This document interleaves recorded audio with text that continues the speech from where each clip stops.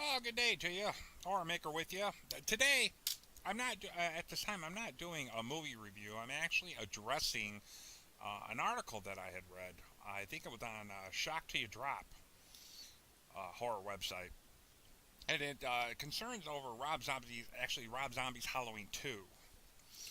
And in the article, it addresses the idea that the movie is not as bad as everybody claims it is, and stuff like that, because the guy says the characters are real. He says Dr. Loomis goes on and becomes an egomaniac and stuff like that by writing a book and everything like that. And was it Laura or Nancy? I can't remember the other girl's name. Michael Myers' sister and stuff. She actually becomes a drunk because of all the trauma she went through with Michael chasing her and stuff like that. And if you view all that and don't think of John Carpenter's Halloween, the movie is actually better than everybody thinks.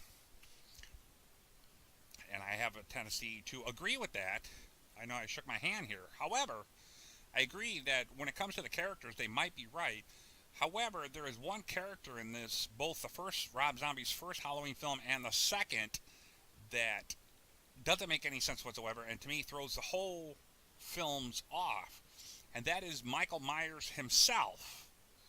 All right, when we first meet Michael in the first film, he's a 12-year-old boy, I believe, and stuff like that, a little chubby and stuff. And then he grows up in this mental institute, and he's humongous. My God! All right, Michael Myers is now played by Taylor Maine. For those of you who don't know him, he played Sabretooth in the first X-Men film and some other things. But this guy is a professional wrestler. All right, he is huge. And when you're watching him sitting there inside this mental institute, you sit there and wonder, what did they do? Put steroids in his soup? God, this guy is huge. And to me, he didn't escape. He pretty much got up and walked out. So, I'm out of here. You know, he was gone. There was nobody going to stop him. And this is where the movie completely turns laughable, because there is no stopping him. And then number two, I think he gets a little carried away with the power that Michael Myers had. I mean, he actually tips over a car. You know, those gremlins didn't weigh much back, stuff like that. They don't weigh that much, and I'm sure they took the engine out. I wouldn't doubt Taylor Maine did this, but I'm sure they took the engine out to make it a little lighter for him so he don't hurt his back or whatever. But that's where I feel the movie falls. I like the idea of Rob Zombie Dead here. I thought it was a pretty neat idea, and I've always been the type of guy. I'm not a small guy myself.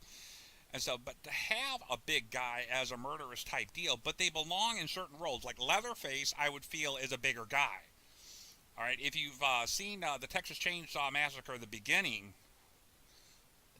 Andrew, the guy that does play Leatherface, he's a good sized guy. If you've ever met him in any of the horror adventures, you'll know he's a pretty good sized guy. You can see him in the Seven Mummies, and he is good size. Now, also, same with Freddy versus Jason. Jason can be a big guy. That's fine too, because I think his name was Ken that played Jason in that one instead of Kane Hodder. Sorry, Kane.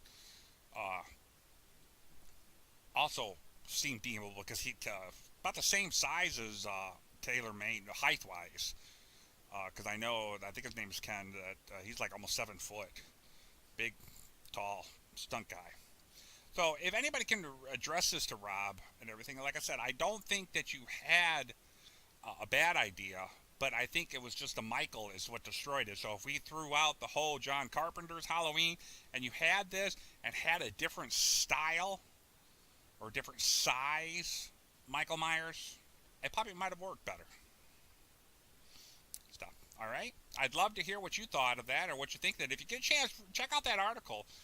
Like I said, I think it's on Shock to You Drop. I read it about a month ago, and I've always wanted to address that because it just doesn't seem right that Michael should be that big, especially for the security guard that upsets Michael. It's like, what are you, an idiot? I mean, I know the guy was an idiot, but it's like, come on, this guy's twice the size of you, and you think that, oh, a big dumb dude. Oh, he's never seen Carrie, right? All right, don't forget, Blood White, Blood White, Blood White. Pulp Fiction meets zombies. I play the Crossroad Man. And you'll see how big I'm a big guy in there, stuff like that. I stand 6'3" and stuff, so I'm just Why I'm doing this, I don't know, but I I have a good time. That's all that matters. Stuff like that. Check that out. Bloodwhitemovie.com. You can see it on Amazon. You can buy the DVD anywhere else at DVD stores. You can order it. You can see it on Amazon, FlightFlix, so forth. Also, don't forget to check out Plastic. With my lovely daughter right there who did the blood work and, of course, plays a victim in the film. Other than that, let me know what you think. Horrormaker.com. Dang it, I do that every time. Horrormaker at hotmail.com. And I look forward to hearing from you. Take care. Remember, God's with you and loves you.